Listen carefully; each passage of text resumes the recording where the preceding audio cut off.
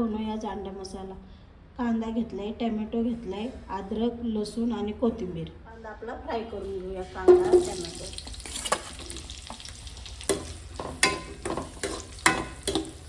Tomato पण त्यात टाकून घेऊया।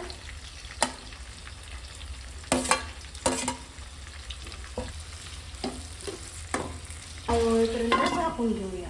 फ्राय झालेला आहे, तयार करूया। त्यात टाकूयात आपण अद्रक, लसूण, थोडीशी कोथिंबीर। त्याला आपलं वाटण तयार झालेलं आहे। थोडंसं तेल, खडे मसाले टाकून घेऊया। आता आपण केलेलं वाटण चांगलं आपण फ्राय करून घेऊया। टाकूयात आपण काही मसाले, मिरची पावडर, किचन किंग मसाला, धना पावडर, चिकन मसाला, टाकूया चवीनुसार मीठ। त्याला आपण चांगलं फ्राय करून घेऊया। 5 मिनिटं मसाला फ्राय होईपर्यंत झाकून ठेवू। आपला मसाला फ्राय झालाय का?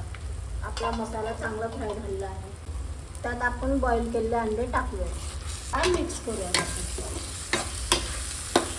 थोडीशी कोथिंबीर, थोडीशी वरतून कस्तुरी मेथी टाकूया। पाणी आपण आता उकळी येईपर्यंत झाकून घेऊयात। त्याला आता आपण उकळी येईपर्यंत झाकून घेऊयात।